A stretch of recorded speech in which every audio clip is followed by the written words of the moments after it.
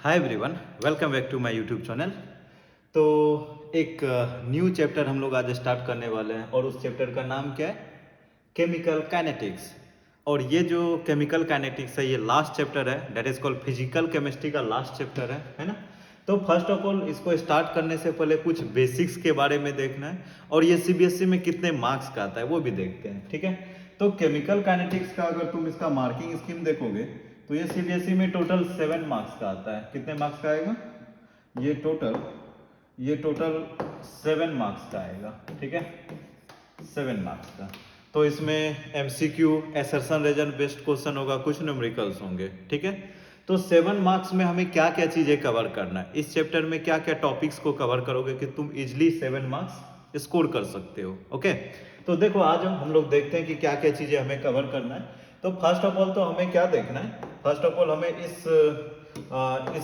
जो सिलेबस है, इस सिलेबस में हमें first of all rate of reaction के बारे में देखना है। ये बेसिकली होता क्या है रेट ऑफ रिएक्शन, वो चीजें हम लोग डिस्कस करेंगे कि मतलब कितना स्पीड से रिएक्शन प्रोसीड करेगा, रिएक्शन का स्पीड कितना है, कितना स्पीड से रिएक्शन कंप्लीट हो रहा है ना। तो इसके बारे में डिस्कस करेंगे। नेक्स्ट है factors affecting the rate of reaction, okay. मतलब रेट ऑफ रिएक्शन को कोई ऐसा एक्सटर्नल पार्ट है कि जो उसको अफेक्ट कर सकता है, ठीक है, तो उसके बारे में हमें देखना है। Next is order and molecularity of A reaction, order के बारे में डिस्कस करना है एंड मोलिकुलरिटी के बारे में, और दोनों के डिफरेंसेस के बारे में भी डिस्कस करना है कि ये दोनों बेसिकली है क्या, okay. Now come to next part, rate law and specific rate constant. Rate law basically एक थ्योरी आया, कॉन्सेप्ट आया कि कोई भी रिएक्शन कितना फास्ट हो सकता है, किस पे डिपेंड करेगा, उस रेट लॉ में हम लोग समझेंगे। और वहीं पे एक प्रोपोर्शनलिटी कांस्टेंट आएगा, that is called specific rate constant, ठीक है। और यहाँ पे इंटीग्रेटेड रेट इक्वेशन है, इसमें हम लोग डिफरेंट टाइप का लाइक फर्स्ट ऑर्डर और जीरो ऑर्डर, फर्स्ट ऑर्डर और जीरो ऑर्डर, दो ऑर्डर के बारे में हमें डिस्कस करना है और उसका ग्राफ्स आएंगे, और T half means half life time के बारे में भी डिस्कस करना है। और फाइनली हम लोग लास्ट आ जाएंगे कोलिजन थ्योरी। उसका बस एलिमेंट्री आइडिया लेना है कि कोलिजन थ्योरी है क्या, किस तरह से मॉलिक्यूल्स कोलाइड करके प्रोडक्ट फॉर्मेशन करता है, that is called collision theory, okay. उसके बाद activation energy, minimum energy required to form the product, कितना मिनिमम एनर्जी की रिक्वायरमेंट होना चाहिए to formation of product, that is called activation energy, इसके बारे में देखना। और लास्ट में एक और इक्वेशन देखना है, that is called Arrhenius equation, बहुत इंपॉर्टेंट इक्वेशन है, आगे भी 11th में भी यूज हुआ, 12th में भी यूज डेफिनेटली होगा, तो आर्हेनियस इक्वेशन। सो इन सभी चीजों के बारे में हम लोग one by one topic wise discuss करेंगे। सो फर्स्ट हम लोग आते हैं फर्स्ट पॉइंट पे कि इंट्रोडक्शन, कि what is the chemical kinetics. Chemical kinetics है क्या, इसमें हमें क्या चीजें कवर करना है, फर्स्ट तो ये क्यूरियोसिटी आना चाहिए माइंड में, ओके। तो अगर तुम देखो ये जो केमिकल है ना, केमिकल मीन्स व्हाट, इसका मतलब क्या होता है कि रिएक्शन, है ना। केमिकल है तो इसका मतलब कि दो केमिकल्स के बीच रिएक्शन होगा, खुद केमिकल रिएक्ट करके प्रोडक्ट फॉर्मेशन कर सकता है, केमिकल्स मतलब रिएक्शन। अब यहाँ पे नेक्स्ट है काइनेटिक्स। अब काइनेटिक्स का मीनिंग क्या होता है? Measurement. What is the meaning of kinetics? Measurement. अच्छा, मेजरमेंट मतलब क्या कि कितना रिएक्शन फास्ट हो रहा है, कितना स्लो हो रहा है, that is called measurement. Reaction के बारे में हमें डिस्कस करना है और उसको मेजर करना है। लाइक सपोज तुम बाइक चलाते हो तो उसका कुछ वेलोसिटी होता है, स्पीड से वो चलता है, कितना स्पीड से चल रहा है वो तुम्हें दिख जाता है स्क्रीन पे, यस या नो।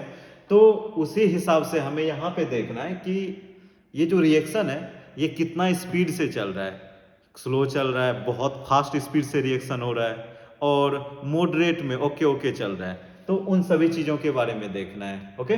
तो ओवरऑल हमें क्या मेजर करना है? हमें यहाँ पे मेजर करना है स्पीड ऑफ रिएक्शन। हमें मेजर यहाँ पे क्या करना है? स्पीड ऑफ रिएक्शन, ठीक है। रिएक्शन का स्पीड मेजर करना है, ठीक है, कितना फास्ट रिएक्शन हो सकता है। कुछ एग्जांपल तुम बोलो, कुछ एग्जांपल देखो। अगर मैं बोलूं रस्टिंग ऑफ आयरन, है ना, आयरन में जंग लगता है, रस्टिंग ऑफ आयरन, बेसिकली वो होता क्या है कि उसको तुम आयरन को एटमॉस्फेयर में बाहर रख दो, वो धीरे धीरे आयरन क्या होता है, वो जो रड है, कोई भी एक लोहे का रड, उसको बाहर में रख दो, धीरे धीरे वो डिके होने लगता है। डिके मीन्स क्या, वो डिस्ट्रॉय होने लगता है, उस पर जंग लगना स्टार्ट हो जाता है। तो वहां पर भी बेसिकली क्या हो रहा है, रिएक्शन हो रहा है, उस पर एक लेयर आ जाता है, ऑक्साइड लेयर, रिएक्शन हो रहा है, बट वो लॉन्ग प्रोसेस है। ये नहीं कि आज तुमने आयरन रखा कल रस्ट होके खत्म हो जाएगा, उसमें लॉन्ग प्रोसेस है, अराउंड 1 मंथ भी लग सकता है, 2 मंथ भी लग सकता है, 6 मंथ भी, और 1 ईयर भी लग सकता है, डिपेंड करेगा कि किस टाइप का आयरन है। ठीक है, तो रस्टिंग ऑफ आयरन ये भी एक रिएक्शन हो गया है ना। तो ये बहुत स्लो प्रोसेस है, इसका रेट तुम मेजर कर तो लोगे, लेकिन इतना स्लो प्रोसेस है कि रेट मेजर करने में बहुत टाइम लग जाएगा। ठीक है, तो और भी रिएक्शन है, जैसे एक और एग्जांपल ले लो, लाइक एसिड बेस रिएक्शन। जैसे एसिड बेस को मिक्स करोगे, स्ट्रॉन्ग एसिड और स्ट्रॉन्ग बेस, बहुत फास्ट रिएक्शन होगा और सॉल्ट बनाएगा, तो इसको हम लोग क्या बोलेंगे, वेरी फास्ट रिएक्शन। और कुछ स्लो रिएक्शन है जैसे रस्टिंग, और कुछ मॉडरेट रिएक्शन है। तो हमें स्पीड किसका मेजर करना है, इन जनरल हम लोग स्पीड मेजर किसका करते हैं, मॉडरेट रिएक्शन का। देखो जो बहुत फास्ट है उसको तुम मेजर नहीं कर पाओगे, क्योंकि बहुत डिफिकल्टीज आएंगे मेजर करने में। जैसे ही तुमने चीज़ों को रखा और रिएक्शन बहुत फास्ट हो गया, तो मतलब क्या कि उसको मेजर करने में बहुत डिफिकल्टीज आते हैं, तो इसलिए हम लोग वेरी फास्ट रिएक्शन को मेजर नहीं कर पाएंगे। अब एक है वेरी स्लो रिएक्शन, अब उसको तुम मेजर तो कर पाओगे उसका रेट, बट बहुत स्लो होगा। डेट मीन्स कि इतना स्लो होगा कि तुम्हें बहुत टाइम उसमें लगने वाला है। यस या नो? अगर बहुत टाइम लगेगा तो फिर मैं उसको छोड़ दूंगा, किसी दूसरे के पास जाना पड़ेगा। अब क्या बचा, एक मॉडरेट रिएक्शन, जिसमें ओके ओके है, 1 आवर 60 मिनट 30 मिनट 160 सेकेंड, इस तरह का रिएक्शन हो रहा है, तो उसको हम लोग क्या बोलेंगे, मॉडरेट रिएक्शन। तो मॉडरेट रिएक्शन का ही बेसिकली रेट मेजर किया जाता है। ओके, तो इंट्रोडक्शन में हमें बेसिकली देखना क्या है कि रेट के अकॉर्डिंग रिएक्शन कितने टाइप का हो सकता है। रेट के अकॉर्डिंग रिएक्शन कितने टाइप का हो सकता है, types of reaction we can write types of reaction on the basis of rate, type of reaction on the basis of rate. Okay, rate मतलब कि कितना फास्ट और कितना स्लो हो रहा है। ठीक है, तो इसमें बेसिकली 3 टाइप का है, 3 टाइप का, इसको उतना एक्सप्लेन नहीं करना है, जो भी था मैंने बता दिया। फर्स्ट क्या हो जाएगा, वेरी फास्ट रिएक्शन। अब वेरी फास्ट रिएक्शन में बेसिकली यहाँ पे एसिड बेस रिएक्शन आ जाएगा। किस टाइप का रिएक्शन होगा, acid base reaction. Okay, acid base reaction type का आ जाएगा, वेरी फास्ट रिएक्शन। सेकेंड है हमारे पास वेरी स्लो रिएक्शन। ओके, अब इसमें क्या है कि अगर रिएक्शन को बहुत स्लो करते हो तो इस प्रोसेस को, ये इसका एग्जांपल अभी जस्ट मैंने दिया था, रस्टिंग ऑफ आयरन। तो अगर जब रस्टिंग होगा रस्टिंग ऑफ आयरन, अगर आयरन को रस्ट करोगे तो उस प्रोसेस में बहुत टाइम लगने वाला है ना, that is called very slow reaction. और थर्ड है मॉडरेट रिएक्शन। थर्ड हो जाएगा मॉडरेट रिएक्शन।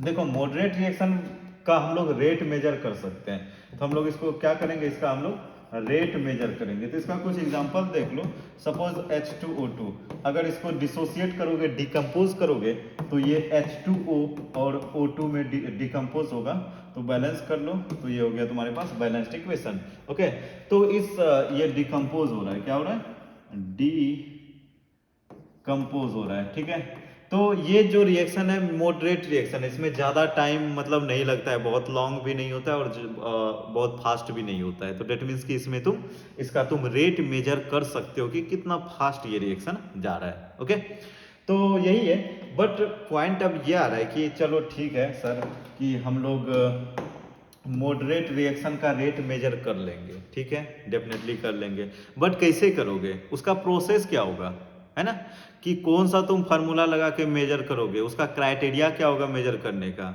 बहुत इजी है और इससे बहुत इजी क्वेश्चन बनता है, तो चलो उसी को देखते हैं। उसको अब क्या देखना हमें, दैट इज कॉल्ड रेट, इसको क्या बोलोगे, ये जो पार्ट है रेट ऑफ रिएक्शन।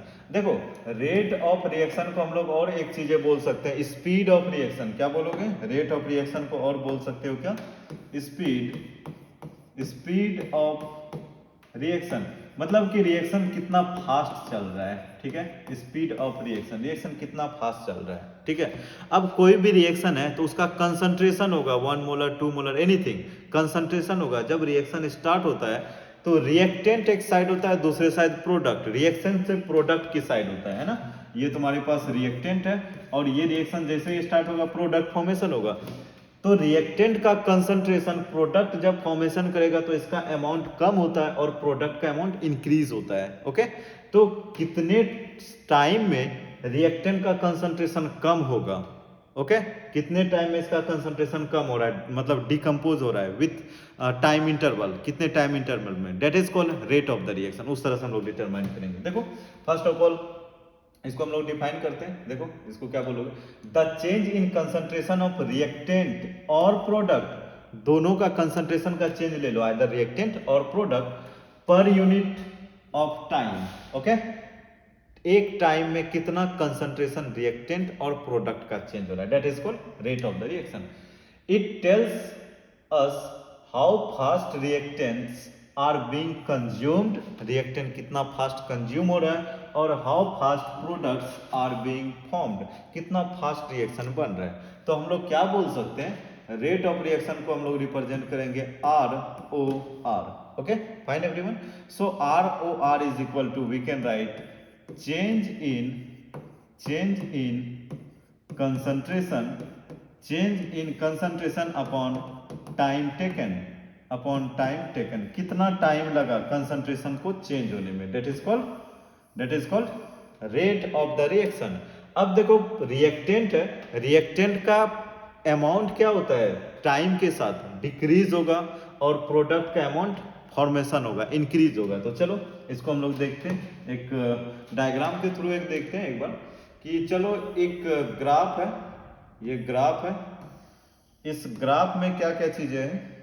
ये जो ग्राफ है ना, वाई एक्सिस पे हमने रखा इसको कंसंट्रेशन, वाई एक्सिस पे क्या रखा, कंसंट्रेशन टर्म को, और एक्स एक्सिस पे हमने इसको टाइम रखा, एक्स एक्सिस पे क्या रखा, टाइम। ठीक है, तो अब ये देखो कि जब टाइम 0 होगा तो रिएक्टेंट का कंसंट्रेशन बहुत ज्यादा होगा। सपोज रिएक्टेंट का कंसंट्रेशन हमने यहाँ पे R कंसीडर किया, जब टाइम 0 था, मतलब रिएक्शन स्टार्ट नहीं हुआ है। अगर रिएक्शन को तुम स्टार्ट करो, इसका कंसंट्रेशन क्या होगा, धीरे धीरे धीरे धीरे धीरे डिक्रीज होने लगेगा। टाइम के साथ टाइम बढ़ाओगे कंसंट्रेशन डिक्रीज होगा। अब बताओ कि जब रिएक्टेंट का कंसंट्रेशन डिक्रीज हो रहा है तो प्रोडक्ट का कंसंट्रेशन क्या होगा, टाइम के साथ बढ़ेगा, मतलब प्रोडक्ट में कन्वर्ट हो रहा है।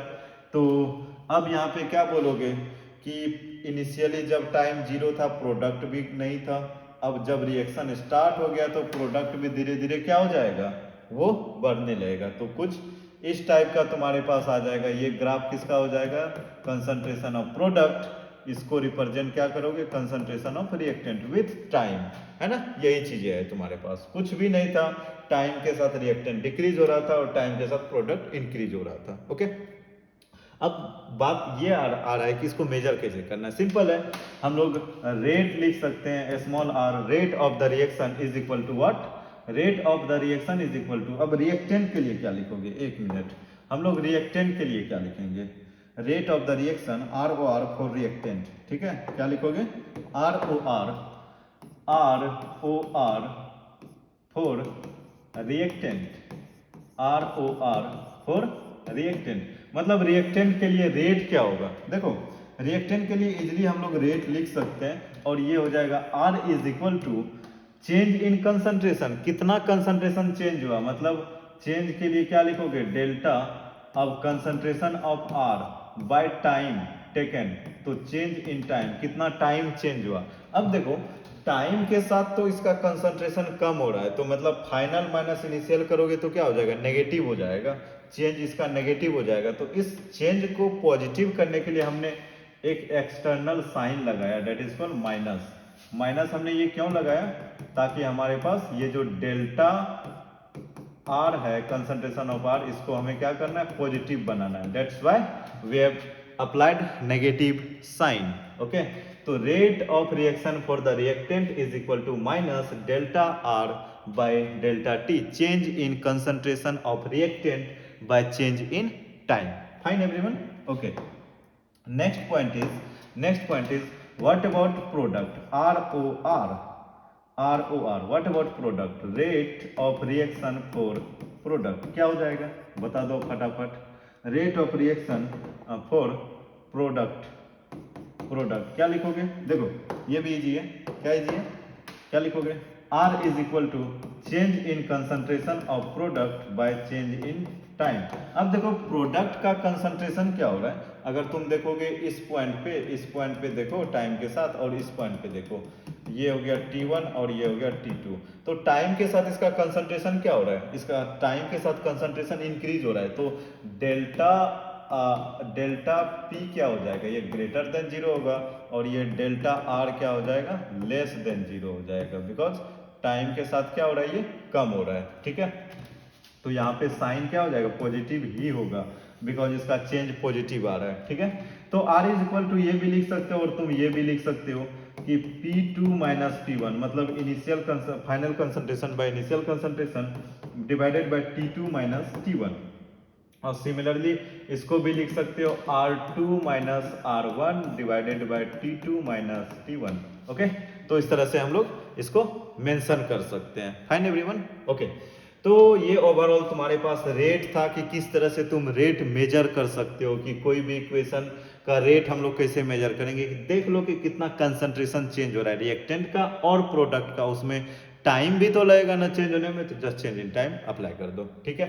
तो अगर मैं एक एग्जांपल दूं तुम्हें, सपोज x था और ये y में कन्वर्ट हो गया, x था और ये y में कन्वर्ट हो गया, जब टाइम जीरो था इनिशियल टाइम, इसका कंसंट्रेशन था सपोज 20, इसका कंसंट्रेशन क्या था 20 मोलर, और जब टाइम इसका 10 सेकेंड हुआ, तो इसका कंसंट्रेशन क्या हो गया, जब इसका टाइम 10 सेकेंड हुआ तो इसका कंसंट्रेशन हमें पता चला अराउंड कि ये 10 हो गया, मतलब कम हो गया, 20 से कितना हो गया 10 हो गया।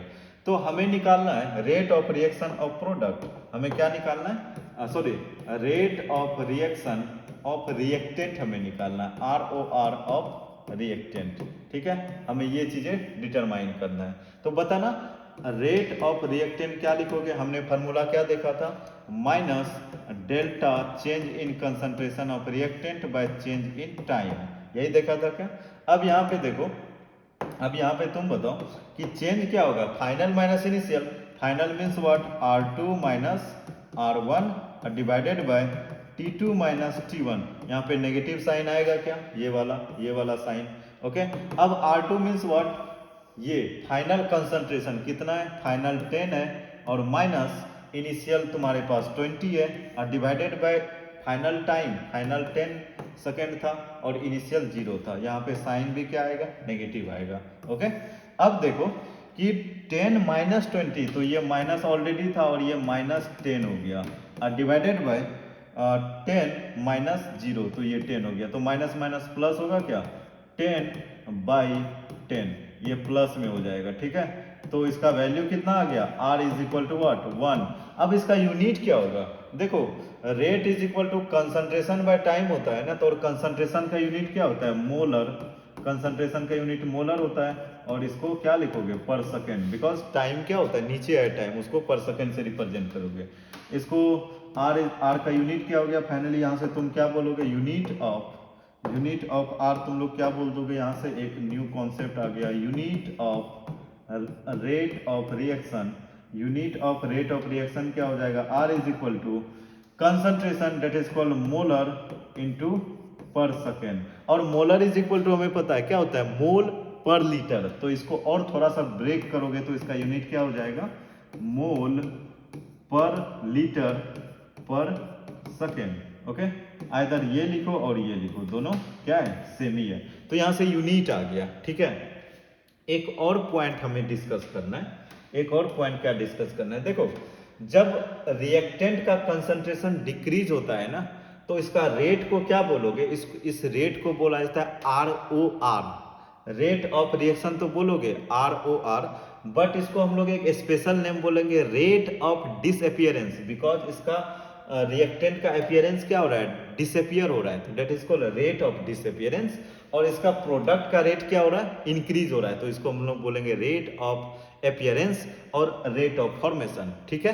तो आ जाओ, अब नेक्स्ट टर्म हम लोग डिस्कस करते हैं। क्या हम लोग नेक्स्ट टर्म डिस्कस करेंगे कि रेट ऑफ अपीयरेंस और रेट ऑफ डिसअपीयरेंस क्या होगा। सपोज सपोज सपोज एक रिएक्शन है, ठीक है, सपोज कोई भी एक रिएक्शन है, सपोज ये तुम्हारे पास X2Y एक रिएक्शन है, ओके, ये तुम्हारे पास रिएक्टेंट है, ये रिएक्टेंट है और इसको क्या बोलोगे, ये प्रोडक्ट है, फाइनली रिएक्टेंट एंड प्रोडक्ट। अब देखो X का कंसंट्रेशन कंज्यूम हो रहा है, डिक्रीज हो रहा है और Y का इंक्रीज हो रहा है, तो यहाँ पे हम लोग एक न्यू टर्म यूज करेंगे फॉर रिएक्टेंट के लिए। रिएक्टेंट के लिए क्या न्यू टर्म यूज करोगे कि X का कंसंट्रेशन कम हो रहा है ना, तो इसका अगर तुम रेट मेजर करते हो तो इसको हम लोग बोलेंगे क्या, rate of disappearance, rate of disappearance, that is called what, ROD, rate of disappearance. Rate of reaction ही है बट यहाँ पे इसका अमाउंट कम हो रहा है X का, तो इसीलिए हमने क्या बोला, रेट ऑफ डिसअपीयरेंस, ठीक है, क्योंकि इसका अमाउंट कम हो रहा है, डिसअपीयर हो रहा था, that's why rate of disappearance. अब इसको क्या लिखोगे रेट ऑफ डिसअपीयरेंस, तो change in concentration of X, change in concentration of X bye change in time. अब यहाँ पे डिसअपीयर हो रहा है तो साइन क्या हो जाएगा, माइनस, तो फाइनली यहाँ पे तुम्हें क्या मिल गया, ROD is equal to minus delta change in concentration of X and change in time, और इसी को अगर रिएक्टेंट के फॉर्म में लिखोगे तो minus delta change in concentration of reactant by change in concentration change in time. तो ये हो गया तुम्हारे पास क्या, rate of disappearance. Rate of disappearance किसका हो गया, ये तुम्हारे पास हो गया रिएक्टेंट का, rate of disappearance of reactant. So similarly हम लोग क्या लिखते हैं, प्रोडक्ट, तो सिमिलरली हम लोग प्रोडक्ट पे आते हैं। तो बेसिकली ये देखो कि बेसिकली प्रोडक्ट क्या हो रहा है कि प्रोडक्ट का अमाउंट इंक्रीज हो रहा है, इस साइड से इधर आ रहा है कंसंट्रेशन, दैट मींस इसका प्रोडक्ट फॉर्मेशन हो रहा है, प्रोडक्ट क्या हो रहा है, बन रहा है। तो हम लोग इसको बोलेंगे क्या, रेट ऑफ फॉर्मेशन, क्या बोलोगे, रेट ऑफ अपीयरेंस और rate of formation. See rate of formation को हम लोग क्या बोल सकते हैं, ROF, rate of formation is equal to ROF। यहाँ पे जब कंसंट्रेशन इंक्रीज हो रहा है तो चेंज भी क्या हो जाएगा, पॉजिटिव होगा, तो इसको हम लोग लिखेंगे delta change in concentration of Y by del T। अब यहाँ पे इसका साइन क्या हो जाएगा, पॉजिटिव हो जाएगा, ठीक है। तो यहाँ पे ROF फाइनली क्या लिखोगे तुम लोग, ROF of product, ROF of product is equal to क्या बोलोगे, देखो यहाँ पे plus delta Y by dt, और इसी को हम लोग बोल सकते हैं प्रोडक्ट के टर्म में change in product by change in time. तो फाइनली ये तुम्हारे पास किसका इक्वेशन आ गया, rate of formation, rate of formation. तो चीजें क्लियर हुआ क्या, रेट ऑफ फॉर्मेशन बेसिकली कुछ नहीं है, वो क्या है, वो एक रेट ही है, बट रेट को किस फॉर्म में लिखते हो, पॉजिटिव और नेगेटिव साइन में, रेट को इन जनरल लिखते हो, ठीक है। तो एक तुम्हारे पास रिलेशन आ गया कि अब हम लोग रिएक्टेंट के लिए क्या लिखोगे तुम लोग, रिएक्टेंट के लिए रेट ऑफ डिसअपीयरेंस, और प्रोडक्ट के लिए क्या लिखोगे, rate of formation. One another point, जैसे ही तुम रिएक्टेंट का रेट लिखोगे तो वहां पे कभी मत भूलना कि नेगेटिव साइन भी हमें लगाना है, बोलना कभी मत, नेगेटिव साइन लगाना है, बोलना मत, ठीक है। अनदर इज फॉर्मेशन में नेगेटिव नहीं, पॉजिटिव ही रहेगा हमेशा, इसमें साइन पॉजिटिव ही रहेगा, इसमें नेगेटिव लगाने की जरूरत नहीं है, रिएक्टेंट में ओनली नेगेटिव, ठीक है। चलो एक इक्वेशन देखते हैं कि हम लोग एक रिलेशन निकालते हैं कि फाइनली अगर कोई भी इक्वेशन है तो उसका हम लोग रेट इक्वल कर सकते हैं क्या। अगर सपोज x और y का है, x और y है, दोनों का रेट इक्वल कब होगा, दोनों का इक्वल कब होगा, आ जाओ। सपोज एक इक्वेशन है, सपोज देखना, कोई भी एक इक्वेशन ले लेता हूं मैं, a capital A plus B अब is equal to C capital C D capital D, ये एक इक्वेशन है। अब देखो कि इसको क्या बोलोगे तुम लोग, इसको क्या बोलोगे बताना, इस वाले पोर्शन को क्या बोलोगे, ये तुम्हारे पास रिएक्टेंट हो जाएगा, यस या नो, ये रिएक्टेंट होगा। और ये क्या होगा, ये हो जाएगा तुम्हारे पास product. Okay, reactant and product. अब इसका रेट क्या होगा, रेट सभी का तुम एक बार लिख डालो तो। अब जो ये रेट होगा ना, इसको हम लोग क्या बोलेंगे, rate of disappearance, rate of disappearance. और इधर वाले रेट को क्या बोलोगे, रेट ऑफ फॉर्मेशन। और ओवरऑल रिएक्शन को हमें रेट ऑफ रिएक्शन लिखना है, ठीक है। तो एक इंपॉर्टेंट मैं फार्मूला बता रहा हूं, उससे तुम हर एक चीजें निकाल लोगे। इंपॉर्टेंट फार्मूला बेसिकली क्या है, उसको तुम याद रख लेना। रेट ऑफ रिएक्शन, अगर तुम्हें रिएक्टेंट और प्रोडक्ट का दोनों को इक्वल करना है ना, तो फर्स्ट ऑफ ऑल क्या करोगे, रेट ऑफ डिसअपियरेंस किसका लिखना है, रिएक्टेंट का, rate of disappearance of reactant divided by stoichiometric coefficient of reactance, divided by stoichiometric coefficient, stoichiometric coefficient of reactant. Stoichiometric coefficient को हम लोग SC बोलेंगे, ठीक है। अगर तुम इसको इक्वल करना है प्रोडक्ट को, प्रोडक्ट के इक्वल करना है, तो ये हो जाएगा rate of formation of product, rate of formation of product divided by stoichiometric coefficient of product. Okay, ये क्या चीज है अभी जस्ट तुम लोग को समझ में आ जाएगा ये बेसिकली है क्या, ठीक है। तो फिलहाल के लिए तो अभी इसको तुम याद रख लो कि अगर रेट ऑफ रिएक्शन, डिसअपियरेंस और फॉर्मेशन और रेट ऑफ रिएक्शन में अगर सभी में रिलेशन निकालना है तो ये चीजें हम यूज करेंगे, ठीक है। ओके, अब देखो कि हमें रेट ऑफ रिएक्शन लिखना है किसका, इस वाले का, इस वाले का रेट ऑफ रिएक्शन लिखना है। कैसे लिखोगे, सिंपल है, क्या लिखोगे, ROR is equal to rate of disappearance. यहाँ पे दो रिएक्टेंट है ना, दोनों को अलग अलग लिखना है बट हमें इक्वल करना है। तो rate of disappearance of A, ROD of A. अब इसका स्टोइकियोमेट्रिक कोएफिशिएंट स्मॉल a है। अब ये इक्वल होगा बिकॉज हमने इसके कोएफिशिएंट से जैसे ही डिवाइड किया ना, एक यूनिट के बराबर हो जाएगा। और इसमें भी तुम b से डिवाइड करोगे तो ये भी इसके बराबर, इसमें c से डिवाइड करो, इसमें d से, तो सब एक दूसरे का इक्वल हो जाएगा। अब इसको क्या लिखोगे, ROD of B divided by stoichiometric coefficient, this is called stoichiometric coefficient। जो भी इक्वेशन का आगे का मोल होगा that is called stoichiometric coefficient, then is equal to rate of product के साइड आ जाओ, rate of formation of C होगा divided by stoichiometric coefficient C is equal to rate of formation of D divided by stoichiometric coefficient D। Okay, fine everyone. Okay, तो ये चीजें हमने लिख दिया। अब तुम बोलोगे कि सर ये तो रिएक्टेंट है बट आपने यहाँ पे माइनस साइन लगाया ही नहीं, यहाँ पे माइनस साइन होना चाहिए ना, यहाँ पे माइनस साइन नहीं होगा। ओके, क्यों नहीं होगा, ये हमने प्रॉपर रेट नहीं लिखा है, मैंने ROD के फॉर्म में लिखा है, इसीलिए माइनस नहीं होगा। यहाँ पे देखो ROD के फॉर्म में माइनस नहीं होता है, इसको इस फॉर्म में लिखोगे ना, इस वाले फॉर्म में, तब माइनस होगा। ओके, जब टाइम नीचे होगा तब क्या हो जाएगा, माइनस होगा। तो आ जाओ उस फॉर्म में भी हम लोग लिख लेते हैं। एक तो हमारे पास ये फॉर्म हो गया, ठीक है, एक तो ये हो गया। अब दूसरा क्या होगा कि ROD हमें पता है, अब क्या लिख सकते हो, rate of reaction is equal to ROD of A. क्या था, अब 1/a बोल सकते हो, इसको 1/a हम लोग साइड कर देते हैं। अब ROD ऑफ ए प्रोडक्ट है ना, सॉरी रिएक्टेंट है ना, तो साइन क्या हो जाएगा, नेगेटिव होगा। तो माइनस चेंज इन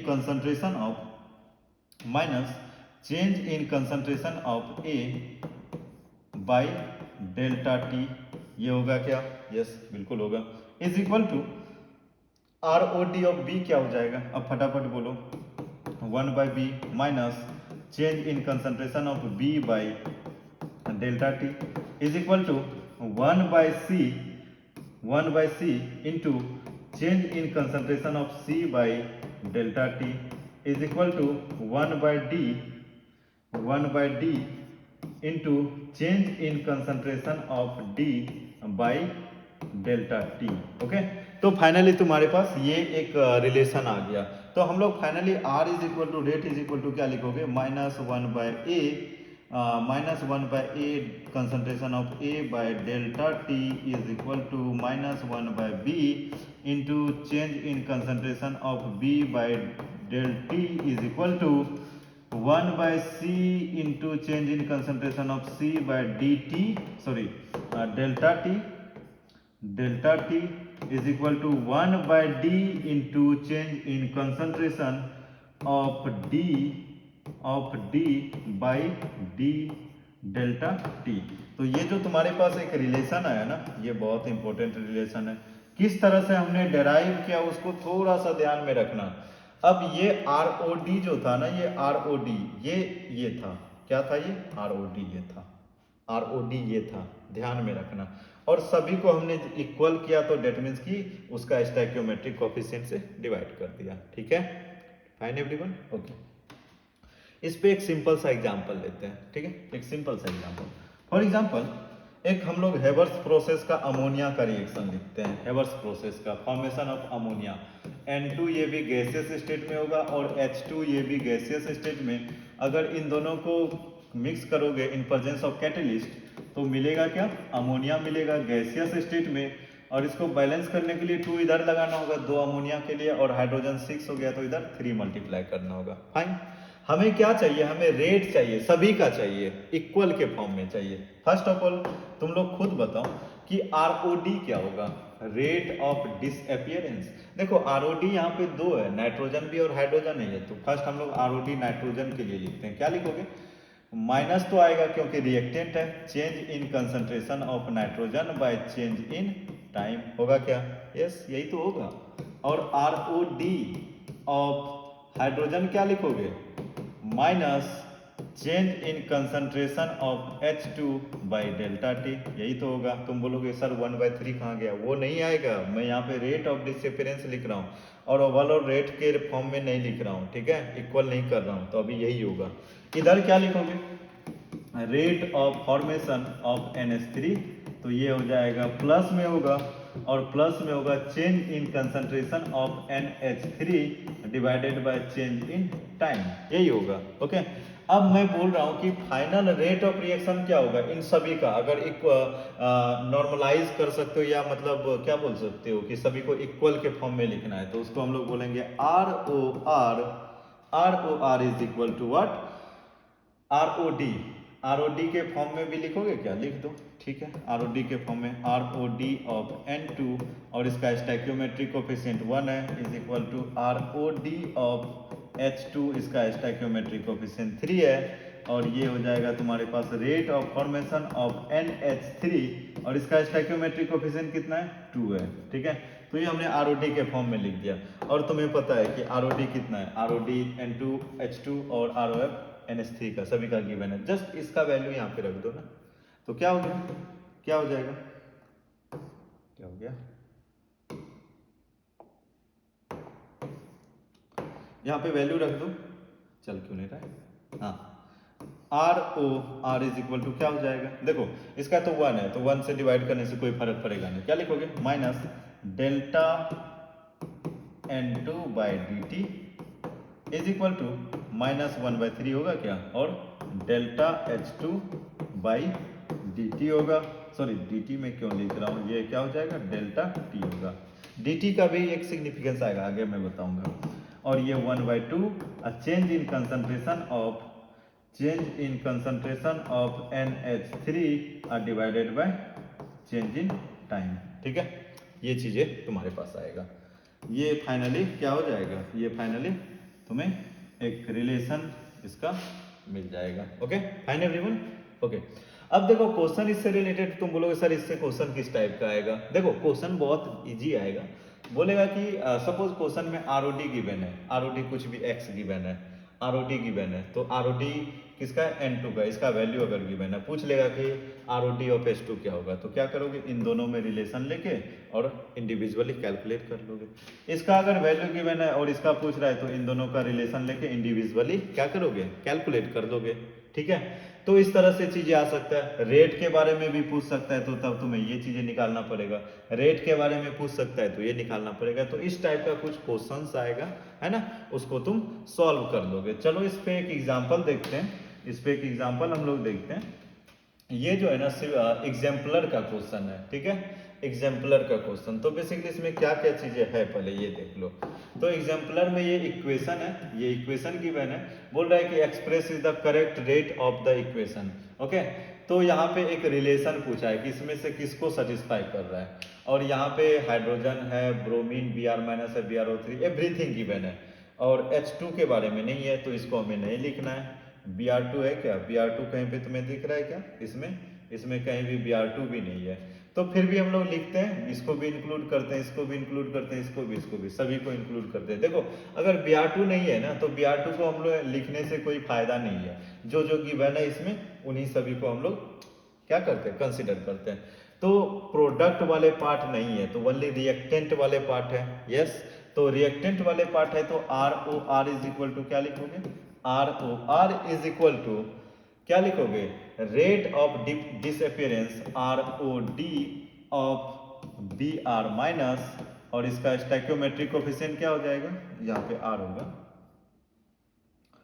क्या लिखोगे, ROD of Br minus, stoichiometric coefficient 5 है, is equal to ROD of BrO3 minus, इसका स्टैक्योमेट्रिक कोफिशिएंट कितना है, 1 है, is equal to ROD of H plus and stoichiometric coefficient is 6। यही है ना, यही है।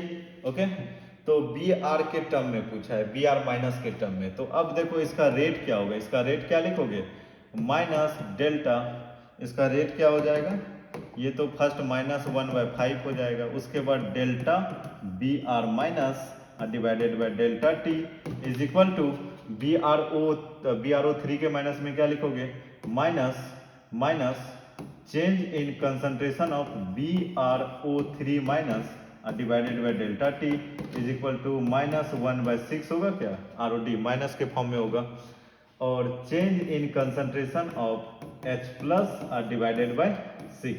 ओके, सॉरी 6 तो ऑलरेडी लिखा हुआ है, डिवाइडेड बाय डेल्टा T। तो अब देखना है कि डेल्टा H और Br माइनस में सभी में वही है, उसी के बीच में रिलेशन निकालना है। तो मतलब इन दोनों के बीच रिलेशन निकालना है, और Br के साइड कोई भी कोफिशिएंट के साथ मल्टीप्लाई नहीं है, तो इन दोनों को ले लो साथ में। तो -1/5 change in concentration of Br minus divided by delta T is equal to -1/6 change in concentration of H plus by delta T।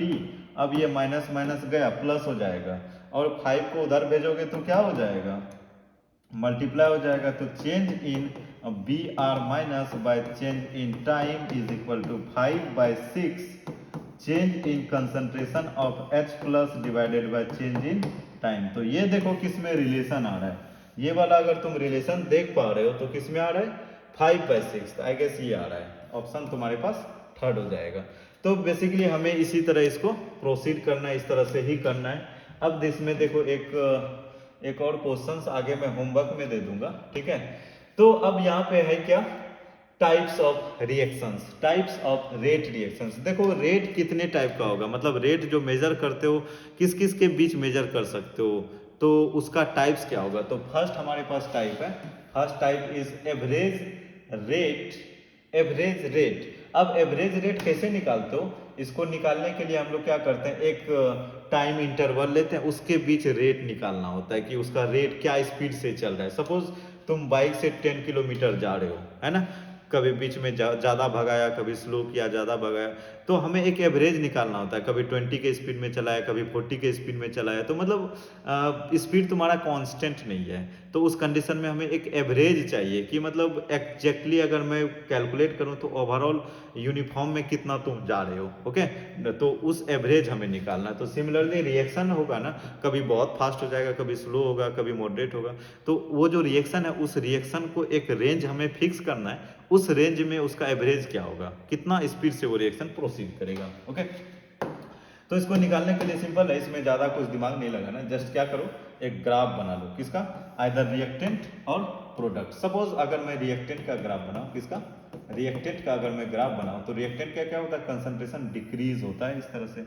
अगर जब इसका कंसंट्रेशन डिक्रीज हुआ, सपोज ये कंसंट्रेशन है और ये टाइम है, तो जब ये कंसंट्रेशन डिक्रीज होगा तो इनिशियली देखो, इनिशियली जब इसका T1 होगा तो इसका कंसंट्रेशन बहुत ज़्यादा होगा, तो इस पॉइंट पे हमने इसको क्या माना, इस पॉइंट पे हमने इसको C1 कंसीडर कर लिया।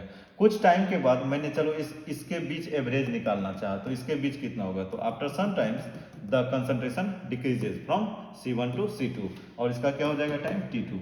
तो अब इसके बीच में जो रेट आ रहा है ना, इसके बीच में रेट, ये कितना स्पीड से चल रहा है उसका हमें एवरेज निकालना है।